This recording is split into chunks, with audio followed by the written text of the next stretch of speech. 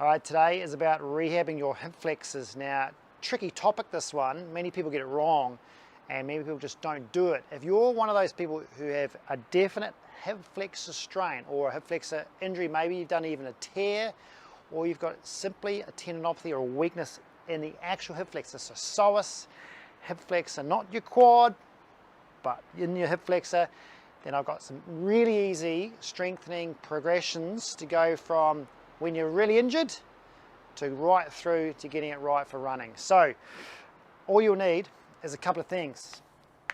A small band like that, like a mini band, and then a very skinny power band, depending how strong you are, but I would start with a skinny power band for when you're doing some progressive stuff. So first thing, this is all about strengthening rehab. So not worrying about the mobility side of things, that's a separate issue. So if you're doing your hip flexor stretches and you're stretching it out and you're doing all sorts of things for that, that's great. This is all about strengthening. So I would start off, especially when you're acutely injured, I would start off with isometrics. Now, they may seem really silly, but it's really important to try and get the actual tone up on that and endurance in the hip flexor before you start loading up concentrically or dynamically moving the muscle through range. So your first hip flexor, say we'll take my left one, my first hip flexor exercise is going to be an isometric. Now what I'll do is get yourself up into 90 degrees and simply work on trying to maintain that at 90 degrees resisting here. I find this is the best one to start with because you can add on as much pressure as you like. If you start off with a band, which I'll show you in a minute, sometimes it can just be too much load. So even for some people, just holding their leg up like that is enough. They feel it already. So maybe that's enough for you to do, just holding that. But if you find that's okay, but putting a bit of load on, you start feeling it, then what you've got to try and do is resist as much load by trying to bring your knee effectively towards your hip, right, or towards your shoulder like that, and then resisting it here. And how much you resist, you just got to try and keep it in place. So you basically, what I call wind it up, meaning push your knee that way, and I'm going to push this way, sort of like a co-contraction until you start feeling it just about to get sore, but no more. Okay, so you really feel it. And this would go for at least 10 seconds. I'd be aiming for trying to get to 30 seconds. So whatever pressure you need to get to 30 seconds without overcooking it through here. And I would start in that position there. That's the best one to do. All right, that's your isometric entry-level thing. Now, if you want to make that more of a functional type of movement, because sometimes hip flexor issues are about the pelvis being a little bit out of kilter. Maybe you've got strength on one side and weakness or tightness on the other, and it's either overloading the hip flexor or it's getting weak. So what you can do is do a push-pull type movement, which helps you get a little bit more balance in your pelvis. So in this position here, like what we call tabletop, is you then go, okay, same again with the isometric here, but then on this side, push outwards there. So I'm using my posterior chain on my right, okay, so I'm using glute, hammy on this side to push my knee that way. I'm going to push that way, and on this side I'm going to pull up. But what I'm trying to do is keep the two together, okay, so I'm going to try and push and pull. I'm going to go as hard as I can, again, mindful of this, hard as I can in that position, and try and hold it for 10. And then you swap around. Now this gives this one a bit of a rest. So then you push with your back here, which then switches off this, gives it that relief. So you can stay in this position and work on this side. And this also gives you a bit of a benchmark to say, well, if my left one is injured, what's my right one like? And then you're going to be trying to get your left like your right over time. Then you'll know your isometric strength is up to speed. So those are your first sort of two. Now, what you can do to advance that, if you find that pushing, is just not enough, you can then go to a band, and what you do, pretty similar sort of thing, but then this one you don't even need to push, and this will sort of advance you into some eccentric work. So the band just goes on your feet, and then what you do is come up into your tabletop again, all right? And then say I'm going to work my left hip flexor. I'm going to try and keep this one here and resist. I'm going to straighten this out. And then the more I straighten it, the more load goes on. So that might be enough load for me. I might go a little bit further. There's a wee bit more load. If I get right down the ground without this knee sort of coming this way, I've got to try and hold it there. And there's my isometric load for here. Okay?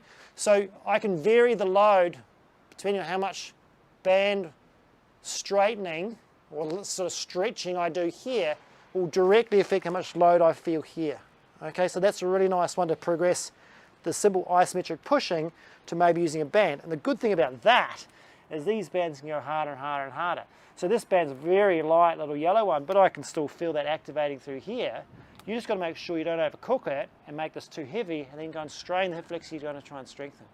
So that's a really good, nice sort of isometric one to do as an addition or progression. Once you've got the isometric thing sorted, then you need to go to eccentric. Eccentric meaning strengthening on the way sort of down or the way that it's sort of lengthening. Okay, so if you imagine if I'm on my back, this is concentric from hip flexor, that's eccentric. Now how do I train that with resistance? Just that movement, okay? This is how you do it. Grab your band again into here. Now this is probably an easy way of doing it because it gets less and less and less as you go down. You come up with 2 feet, come up like that, straighten like the isometric. Now you then lengthen that down like that. So you're moving dynamically through range. This one you may find you can go to a much heavier band than you were doing with the isometric because you're only holding it isometric there for a second and then going down. So it gets easier and easier and easier and easier to almost the point where it's nothing at that point there. Now you want that when you're training eccentric because when that is lengthened, you want the load at the weakest. When it is shortened, you want the load at the hardest to start off with. Okay, so hard, as that muscle gets longer, easier, easier, easier, easier, easier. So like I said, probably go for a heavier band that you're using for isometric because you'll find that's too easy otherwise, okay, especially if you've progressed. However, when you get to that point where it's going down and getting too easy and you want it hard at the bottom, then you have to go to something like this, which is your power band. So anchor that down low. Then what you do is put that on that foot and wrap it around so it doesn't come off. Pretty simple stuff. Now you'll have to go back enough. So when you're sort of down at that point, there's still some tension there. You don't want it obviously slack at that point. And remember, it's a longer band, so it's more forgiving than the shorter band. So at this point here, I want to go, well, how much lengthening do I need to do? So how far away from that is what you determine. Then you bring that up, okay? And what you do is you lift it up to that point, okay? So you're holding it there, ready to go. So I'm not using my hip flex for that point. Then I let that go down, holding it there, and then let that go. There's the isometric. And then lowering it down so there's still tension at the bottom, okay? Then what I'll have to do, half a sit up, pick it back up. It's a bit cumbersome because you have to sort of sit up every time you do it. But this way, you get a lot more graduated tension and you still get tension at the bottom, okay? Into there, pull it up into that point and then slowly lower it down. Now of course the easiest progression for that when you're still on your back is just do concentric work. So from that point there you're thinking, okay, if I can handle that, then what I'm going to work on is the first thing you do is concentric, eccentric, okay? Just work on repetitions, and this way you can actually go further forward into hip flexion as much as you can go here without flattening your back, and just work on that work on that hip flexor strengthening single leg. All right, if you find that's too easy, double it up to get some more core work. So both legs up, but one has got the strengthening work, so there's your additional core work here, because remember you're going to engage a bit more here. It's going to be better for your whole function. And then of course you can add in dead bug if you want to too. So there's some nice progressions. Now that's just floor stuff.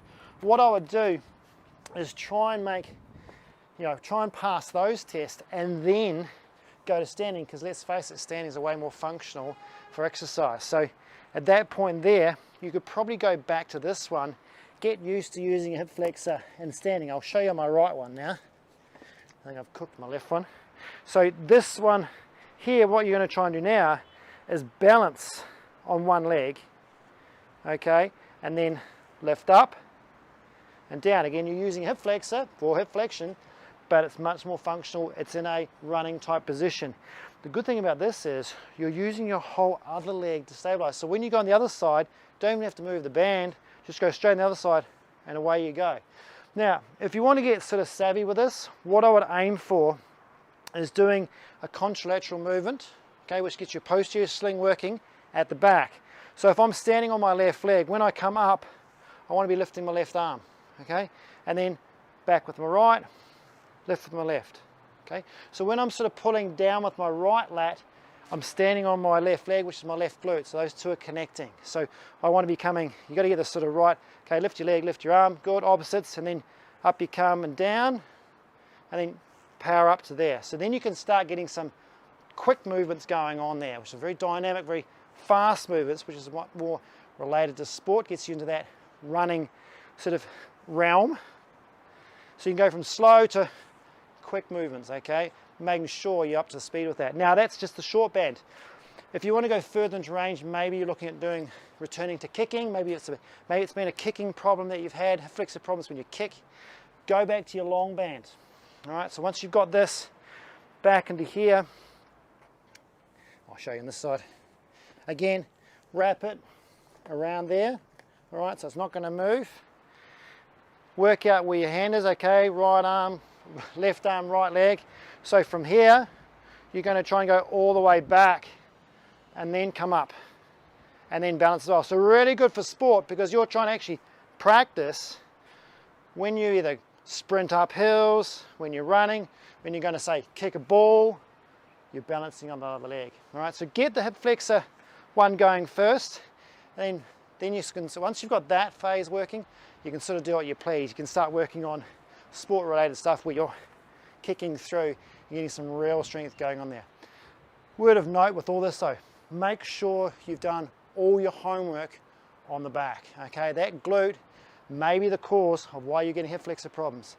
So don't just think, oh, I've got a hip flexor problem, I've got to work on the front. You have to address the back. That's usually the primary cause. If you're having trouble with that, go see a physio, get that assessed and see if that weakness or problem going in there is why you're overloading your hip flexor. Give it a shot. See you next time.